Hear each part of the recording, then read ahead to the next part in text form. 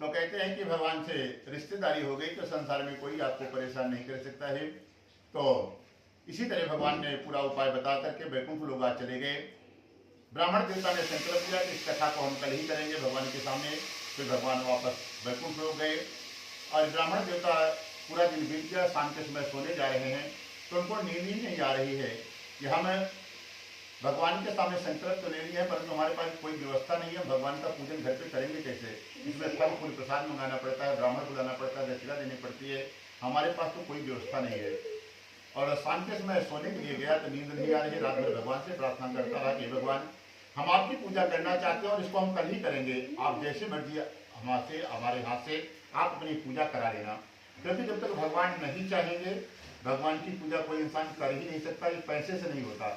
एक एक अरबपति खरबपति संसार में बैठे हुए उन्होंने कभी जीवन में भगवान की कथा नहीं सुनी, घर में उनकी आयोजन हुआ ही नहीं। जब तक वो नहीं चाहते, वो कृपा नहीं करेंगे, तब तक भगवान की कथा नहीं मिलती है।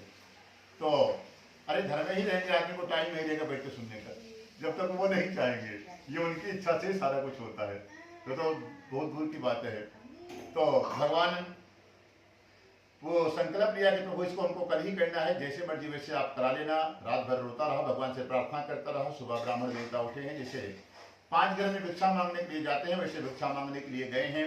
तो 5 घर में ही भगवान ने आज ऐसी कृपा कर दी, इतना धन दिला दिया कि भगवान के पूजन की सामग्री भी आ गई और भंडारे की भी व्यवस्था हो गई, ब्राह्मण की दक्षिणा की भी व्यवस्था हो गई। तो आज वो ब्राह्मण इतना प्रसन्न हुआ कि हे भगवान, इसी नगर में हम हर दिन मांगने आते थे, कभी कभी तो खाली हाथ चले जाते थे, हमको कुछ नहीं मिलता था। आज आपकी ऐसी कृपा हो गई कि हमारा पूजा भी एकदम जोरदार हो जाएगा, भंडारा भी हो जाएगा, पंडित जी का दक्षिणा फल फूल प्रसाद सब आ जाएगा। आज तो आपने बहुत बड़ी कृपा कर दी। वो भगवान की इच्छा समझ गया कि भगवान हमारे ऊपर कृपा कर दिए हैं। बढ़िया बढ़िया भगवान के पूजन के लिए 5 प्रकार के फल खरीद करके लाया है, फल फूल प्रसाद है। और सुबह से शाम तक व्रत रखा, दिन भर बढ़िया 56 भोग छना बढ़िया से। सभी परिवार वालों को, पड़ोसियों को, रिश्तेदारों को बुलाया है। शाम के समय भगवान का पूजन करने बैठा है। भगवान का पूजन कर रहा था, पूजन पूर्ण हुआ तो पूजन के बाद एक विधि होती है, भगवान के चरणों में कुछ न कुछ कथा सुनने के बाद अर्पण किया जाता है। तो सोचा कि भगवान ने तो सबको दिया, धन वाले धन चढ़ाते हैं, जो खेती बाड़ी करते हैं अनाज भगवान के चरणों में चढ़ाते हैं। बोला ना हमारे पास अनाज है ना पैसा है, चढ़ाएं क्या भगवान के सामने। तो विचार किया, भगवान सबको कुछ न कुछ दिए रहते हैं, चाहे जो भी इंसान हो, भगवान किसी को खाली हाथ नहीं भेजते हैं। उसको समझ में आ गया हमारे पास गरीबी है, वही भगवान को चढ़ा देते हैं। विचार किया प्रभु जो आपने हमको दिया है वही तो हम आपको देंगे, आपने हमारे पास गरीबी दी है, हम आपके चरणों में चढ़ा देते हैं। भगवान इसके सारी गरीबी परेशानी ग्रहण कर लिया और अगले दिन भगवान ने ऐसी कृपा की कि उसका घर पूरा धन वैभव से संपन्न हो गया और रहने खाने की सारी व्यवस्था स्वयं बना लेता है। और संसार में जब तक रहता है भगवान का पूजन हमेशा हर महीने में एक बार कर लेता है और अंत में वो परम धाम वैकुंठ का अधिकारी होता है। तब कहते हैं उस ब्राह्मण की कथा करने के बाद और किसने इस कथा को कहाँ पर किया है उसके विषय में भी आप हमको बताएं। कहते हैं उसी नगर में लकड़हारा भी रहता था, बड़ा गरीब आदमी था। एक दिन की बात है कि लकड़ी बेचते बेचते सुबह से शाम हो गई, आज इस लकड़ियां नहीं बिक रही है। लकड़हारा बड़ा दुखी हुआ कि हम बच्चों के लिए क्या खरीद करके लेके जाएंगे, क्या खिलाएंगे, क्योंकि गरीब लोग हर दिन काम धंधा करते हैं तो शाम को लेकर के आते हैं आटा चावल। आप देखिए ना कितने लोग तो आधा किलो चावल लेके जाते हैं, थोड़ा सा दाल लेके जाते हैं, सब्जी तो, और उसको बनाते हैं, फिर अगले दिन कमाते हैं, फिर लेके आते हैं। ऐसे बहुत लोग दिखाई पड़ेंगे आपको रास्ते में, यहाँ भी देखेंगे तो हर दिन वो कमाता था तभी खाता था, इसी तरह अपना जीवन को व्यतीत करता था। एक दिन की बात है कि लकड़हारा लकड़ी बेचते बेचते सुबह से शाम हो गई, आज उसकी लकड़ियाँ नहीं बिक रही हैं और आज बड़ा दुखी हुआ, उसको भी भूख प्यास लग गई, परंतु पास में कुछ धन नहीं था कि दुकान से खरीद करके खा सके। फिर सोचा क्या करें, तो एक रास्ते में ब्राह्मण का घर दिखाई पड़ा। सोचा कि चलो वहीं मांग करके देखते हैं, कुछ मिल गया तो जलपान कर लेंगे, नहीं हर इच्छा नारायण की, जैसे भगवान की मर्जी होगी वैसे करेंगे। तो वहां पर गया तो देखा कि ब्राह्मण का घर है। जैसे दरवाजे पर पहुंचा वहां देखा कोई पूजा चल रही है। पूजा में जाकर के शांति से पीछे बैठ गया, भगवान की कथा का श्रवण किया। जब कथा पूरी हुई तो भगवान के प्रसाद चरणामृत को लेने के बाद उस ब्राह्मण से पूछता है कि हे ब्राह्मण देवता, आप ये कौन सी पूजा कर रहे हैं और ये पूजा करने से होता क्या है, इसका फल क्या मिलता है। तो ब्राह्मण ने बताया कि हे महापुरुष, हमने एक बार हमारे घर पर कोई संत महापुरुष आए थे, हमको इस कथा की महिमा को बता करके गए थे। हमने पहली बार ही इस कथा को नियम पूर्वक किया। जो कथा का नियम है कि जब तक नहीं सोए भगवान का नाम भी लेते रहे हो, और यदि नाम नहीं ले पाओ तो जब भजन कीर्तन की व्यवस्था कर लो, गायक नहीं बुलाना है, या तो यूट्यूब पे भजन आता है, भगवान के साथ साथ भजन करते रहिए। जब नींद आए तो बंद करके जाके सो जाइए। तो नियम पूर्वक उन्होंने पूजन किया था, भजन किया था भगवान का। बोले पहली बार में ही भगवान ने हमारे सारे काम कर दिए। तो हे लकड़हारा, तू भी भगवान का पूजन एक बार घर पर आयोजन कर ले और नियम पूर्वक कर ले, तो तुम्हारे भी सारे भगवान स्वयं हरण कर लेंगे। पूरा विधि उपाय पूछ करके लकड़हारा भी आगे घर पर आया। दूसरे दिन संकल्प किया कि कल हम भी अपने घर पर पूजन करेंगे। संकल्प लेकर के जिस नगर में धनवान लोग रहते हैं, ऐसे सुंदर नगर में लकड़ी बेचने के लिए गया है। और भगवान की कृपा से आज उस लकड़ियों का दाम पहले से 4 गुना ज्यादा मिल गया। तब तो लकड़हारा भी समझ गया कि भगवान की कृपा आज हमारे ऊपर भी हो गई है। उसने भी बढ़िया बढ़िया भगवान के पूजन के लिए पके पके केले के फल, घी, दूध, दही, गेहूं का चूर्ण दिया, गेहूं के भाव में साथी का चूर्ण, सभी खाने पीने का पदार्थ इकट्ठा किया। इकट्ठा कर करके अपने घर पर आया, अपने भाई बंधु मित्रों को बुलाया। शाम के समय भगवान का पूजन किया। भगवान के पूजन करने के बाद उसने भी भगवान से प्रार्थना की कि हे प्रभु, जो भी फल फूल प्रसाद लाए हैं मुझे नगर से, आज लकड़ी बेच करके ये व्यवस्था की है और हमारे घर पे भी गरीबी का निवास है। प्रभु, बहुत सारी परेशानी संकट है, आप हमारे भी सारे दुखों को ग्रहण कर लीजिए। हम भी अपनी समस्या आपके चरणों में आज चढ़ा देते हैं। उसने भी सारी समस्या भगवान के चरणों में चढ़ा दिया, क्योंकि जो भगवान ने उसको भी बहुत सारी परेशानी दी, धन दौलत कुछ नहीं था। तो भगवान जो देते हैं वो भगवान को देना पड़ता है, क्योंकि लक्ष्मी सिर्फ नारायण की है, लक्ष्मी ज्यादा है। और आप दबा के रखे हो, भगवान को चौनी कर रहे हो, गड्डी अपने पास रखे हो, तो भगवान को पता है कि इनके पास है कि नहीं है। बोले कि हमारी लक्ष्मी ही हमारे घर में दबा के रखी है, हमसे नहीं मिला रही है, किससे मिलाएंगी हो। नारायण आज आपके घर में आए हैं तो खूब धूमधाम से भगवान का पूजन करना चाहिए। जितना लक्ष्मी मिले उतना नारायण बहुत प्रसन्न होते हैं। तो भगवान उसके पास कुछ नहीं दिए, तो उसने भी अपनी परेशानी भगवान के चरणों में चढ़ा दिया। और लकड़हारे के ऊपर भी अगले दिन भगवान ने बहुत सारा धन कहीं से व्यापार के लिए गया और बहुत धन दिला देते हैं, जिससे उसने भी सारी व्यवस्था बना ली और संसार में सब प्रकार की सुख सुविधा को बना करके, संसार में सब प्रकार के सुख सुविधा भोग करके अंत में वो भी परम धाम को जाता है। बोलो सत्यनारायण भगवान की जय। अथ श्री द्वितीय अध्याय।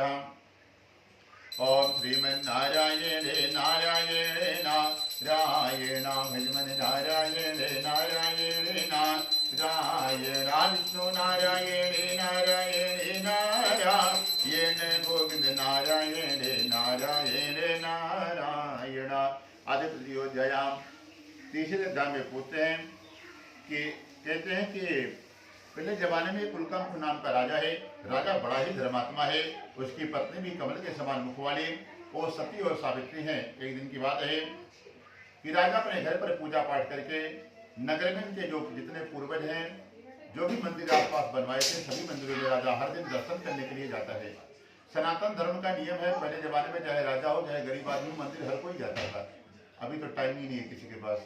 घर के मंदिर में भी सोचते हैं कि जो काम वाले आते वहीं का दिया जला देते तो ज्यादा बढ़िया था, खाली हम हाथ जोड़ लेते थे उससे।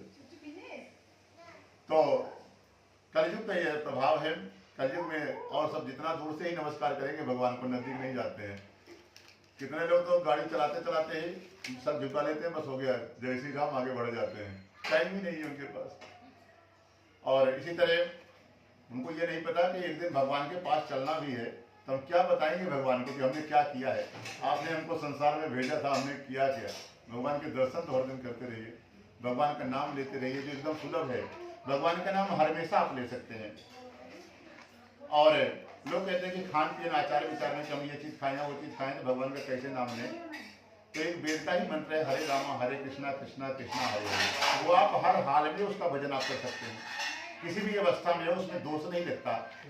यह सभी पापियों के लिए बनाया गया कि जो पाप कर्म करते हैं, कुछ खाए पिए भी रहे, तभी ये भजन करते रहे तो उनका कल्याण हो जाएगा, दोष नहीं लगेगा उनको कि ये अपवित्र हैं, कैसे भगवान का नाम लें। और नाम ले सकते हैं, इसलिए वो नाम बनाया गया है। और वेद का ही बड़ा सिद्ध मंत्र है वो, उसको जपने से ही भगवान खूब प्रसन्न रहते हैं, नाराज नहीं होते हैं। तो इसी तरह राजा का नियम है कि हर दिन घर पर पूजन करता, अपने घर से बढ़िया बढ़िया भोजन बना करके लेकर के जाता। पहले मंदिर के बाहर जितने गरीब लोग बैठे रहते हैं उनको भर पेट भोजन कराता था। कपड़े लेकर के जाता है, जिसके पर फटे कपड़े होते थे उनको नए कपड़े दान करता है। और सूखा अनाज बांटता है, पूछता है हम आपकी और क्या मदद कर सकते हैं, क्या आपको चाहिए आप हमें बताएं। जिसको जो समस्या होती थी पूछ करके उनको धन दे करके दूर करता, मंदिर में जाता, भगवान का पूजन अभिषेक करवाता। परंतु राजा दान पुण्य खूब करता था, कभी हंसता नहीं था, हमेशा मुंह लटका कर उदास भाव से करता था। एक दिन पुजारी ने पूछा कि राजन, हम आपको देखते हैं, आप हमारे मंदिर में आते हैं और आसपास इस एरिया में जितने मंदिर हैं आप सब जगह जाते हो और हर दिन गरीबों को भोजन भरपेट कराते हो, कपड़े बांटते हो, पैसे बांटते हो, आप खुश क्यों नहीं रहते? तो राजा ने कहा कि भगवान ने हमें सब कुछ दिया है, हमारे पास संतान एक भी नहीं है और भगवान ने सबको सब कुछ नहीं देते हैं, एक समस्या जरूर दिए रहेंगे। इंसान अगर गृहस्थ जीवन में है तो एक समस्या भगवान बना करके रखेंगे जीवन में, ताकि उसके लिए आप भगवान की पूजा बार बार करते रहो, उनसे जुड़े रहो, मंदिर जाते रहो। इसीलिए भगवान परेशान करते और कोई कारण नहीं है। और भगवान सब कुछ आपको दे देंगे तो आप स्वयं भगवान बन जाओगे रावण की तरह, कि हमको कुछ चाहिए ही नहीं, हम स्वयं भगवान है तो क्या जरूरत है। ज्यादा धन वाले नास्तिक हो जाते हैं, जिसके पास ज्यादा आ गया वो तो पूजा पाठ नहीं करता, भगवान को नहीं मानता, सुबह शाम डांस देखना, पीना है, पी के सो जाना है, फिर सुबह उठना, फिर तो गलत गलत क्रियाओं में लग जाता है और एक दिन उसी तरह करते करते सारा धन फिर शून्य हो जाता है, भिखारी हो जाता है, घर भी बिक जाता है, फैक्ट्री बिक जाती है, सब कुछ खत्म हो जाता है। इसलिए भगवान की कृपा है कि एक समस्या बना करके सबके जीवन में रखते हैं, वो भगवान की कृपा है कि आप उनको बार बार याद करते रहे, इसीलिए वो सबको समस्या देते हैं। और सबको सब कुछ नहीं देंगे। संसार में जितने भी मनुष्य हैं, चाहे वो राजा हो, चाहे प्रधानमंत्री हो, चाहे झोपड़ी में रहता हो, एक समस्या सबके जीवन में और हमेशा वो रहेगी।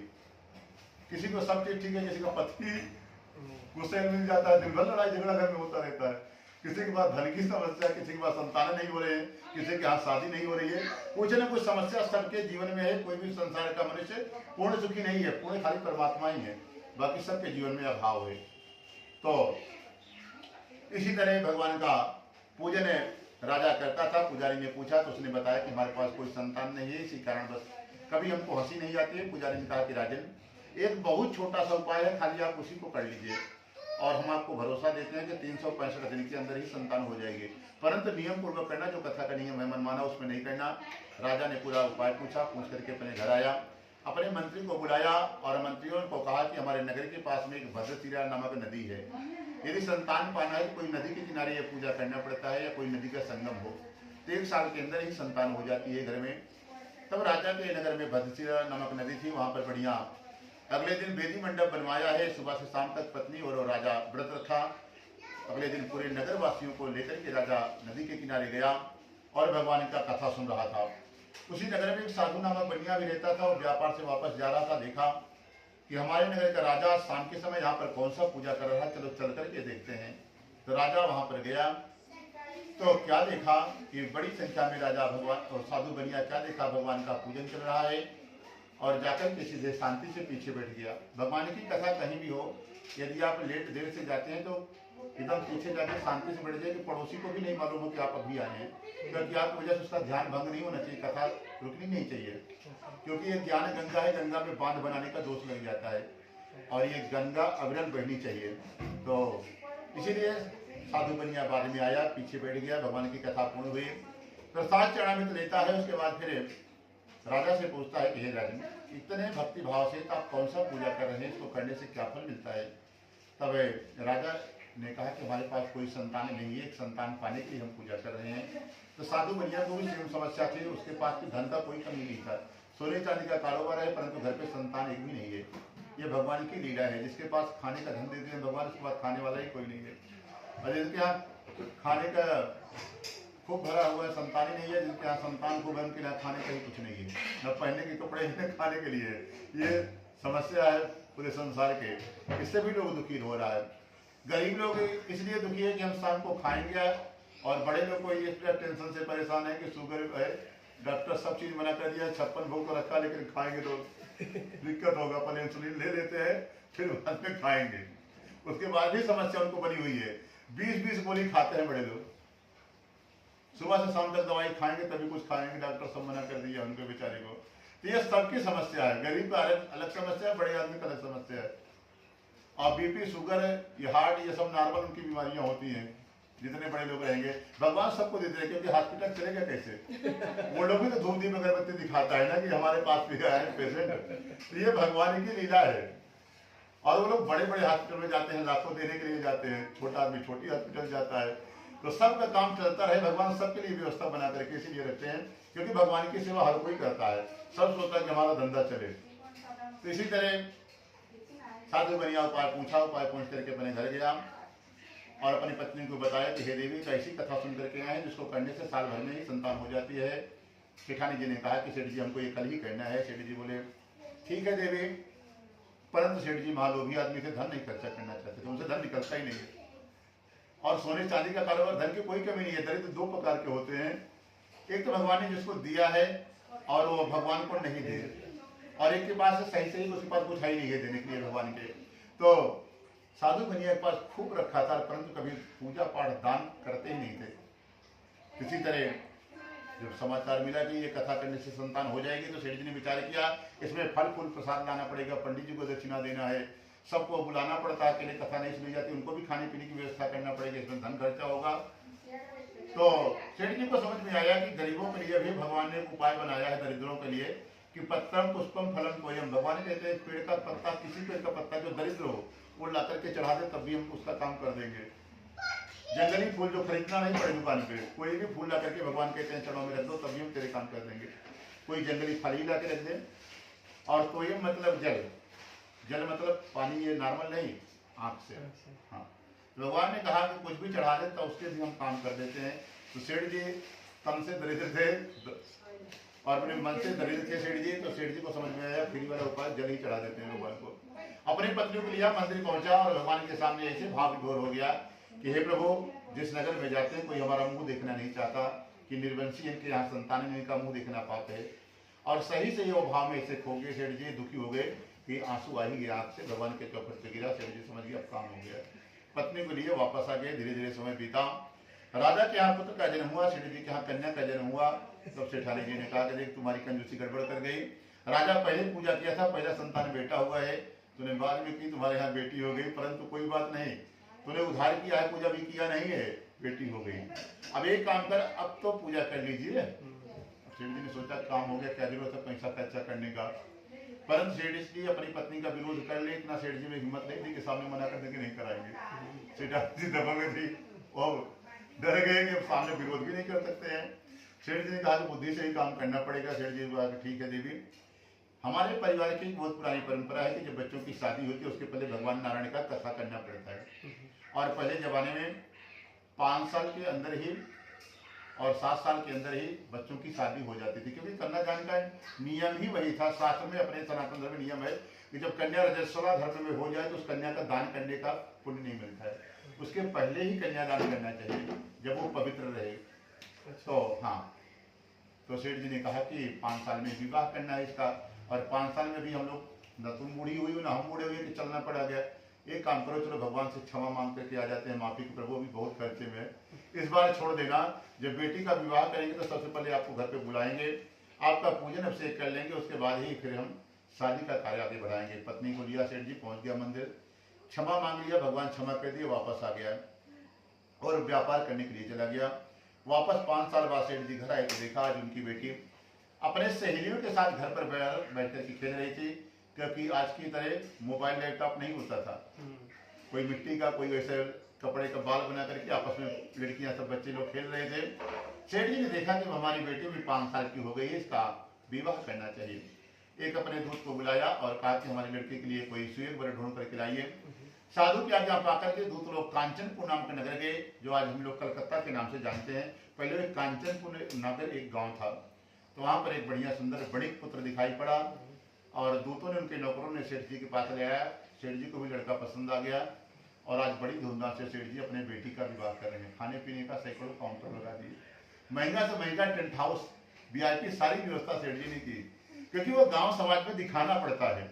नहीं करेंगे तो गांव वाले कहेंगे मां दरिद्र है अपने बेटी बेटे के विवाह में। और सेठ जी नहीं, 99% लोग, हर इंसान यही करता है, भगवान के पूजा पाठ में महाकंजूस बन जाएगा।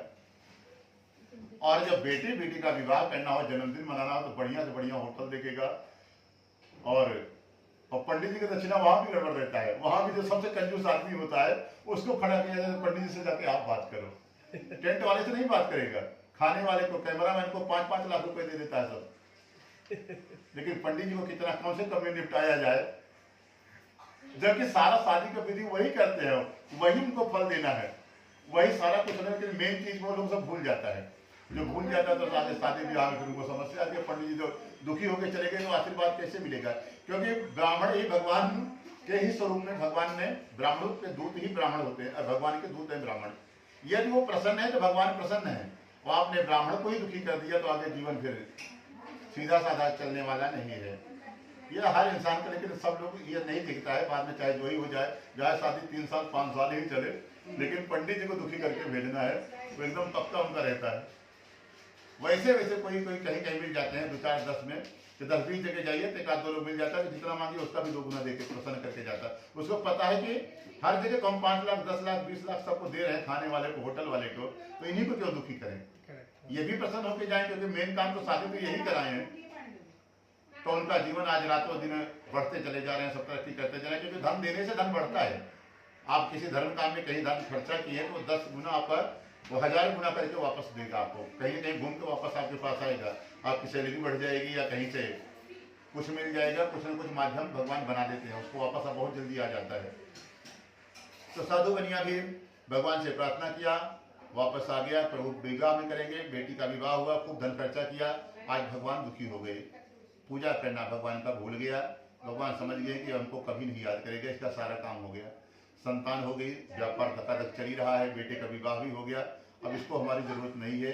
भगवान श्राप दे दिए कि आज के बाद तुम्हें दारुण दुख प्राप्त मिलेगा, आज के बाद तुम सुखी रहेगा ही नहीं, तब तो भाग के आएगा हमारे पास। भगवान जब अपनी पूजा करानी होती है तो लोगों को परेशान करते हैं कि हमारे पास आए, वो भगवान की कृपा है, भगवान अपने पास बुलाते हैं। सुखी आदमी जल्दी नहीं जाता है, जो समस्या जिसको होती है वही भगवान के चरणों में जाता है। तो सेठ जी को भी श्राप दे दिया कि ये बनिया संकल्प तो ले लिया है कि हमारी पूजा करेगा, परंतु सारा काम हो गया, कभी नहीं करेगा, और नहीं करेगा तो ये और ज्यादा समस्या में घुस जाएगा। इसलिए कुछ लोग चक्कर चलाते हैं, भगवान श्राप दे दिए, वापस चले गए। शादी का कार्य संपन्न हुआ, और जिसके साथ शादी किया था लड़की एक ही थी, जिससे वो लड़का भी घर जमाई बनकर के वही रहने लगा। सोचा कि बढ़िया सोने चांदी का कारोबार है, वापस काहे कलकत्ता जाए, यहीं से रहते हैं सेठ जी के साथ में। और फिर एक दिन विचार किया कि चलो बेटा हम लोग व्यापार को आरंभ करते हैं, सोना चांदी रखे हैं, और व्यापार करने के लिए सेठ जी आज पहुंचते हैं रत्नपुर नगर, जो हम लोग रत्नागिरी के नाम से भी जानते हैं। पहले भी वो आर्थिक व्यापार नगरी थी वहाँ की। तो वहाँ पर सेठ जी नाव के रास्ते से, कलकत्ता से नाव समुद्र से चलाए, पहुंच गए सीधे मुंबई नगरी। तो वहाँ पर व्यापार कर ही रहे थे 1 2 दिन, तो भगवान की इच्छा हुई बनिया को श्राप दिए फलीभूत करें। तो जिस नगर में पहले प्रधानमंत्री मुख्यमंत्री नहीं होता था, राजा होता था क्षेत्र का, तो उस नगर का राजा का नाम था चंद्रकेतु, उस समय का राजा था। उस नगर में व्यापार कर रहे थे। एक दिन भगवान की इच्छा हुई कि इस राजा के यहाँ चोरी कराएं। राजा के यहाँ कुछ चोर बना करके भगवान ने भेजा, चोरी किया, धन लेकर के भाग रहे हैं। सिपाहियों को खबर कर दी भगवान ने, सिपाही भी चोरों को पकड़ने के लिए दौड़े हैं। और चोरों ने धन को, साधु बनिया उसी नगर में व्यापार कर रहा था, उसी की चोरों ने समझा कोई खाली नाव खड़ी है, इसी में धन करके भाग जाते हैं, पहले जान बचा लें तो सुबह धन लेकर के इससे चले जाएंगे, आएंगे नाव पे, उठने के पहले आ जाएंगे हम लोग सुबह भी थोड़ी देर में।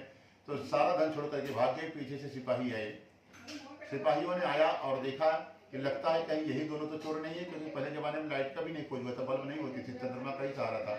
तो सिपाहियों को लगा कि कहीं यही दोनों तो चोर नहीं है जो सामने सो रहे हैं, क्योंकि थोड़ी देर पहले चोर आगे आगे भाग रहा था और लगता है जानबूझ करके सो गया कि भाग नहीं पाएंगे, अगर भागेंगे तो पकड़े जाएंगे।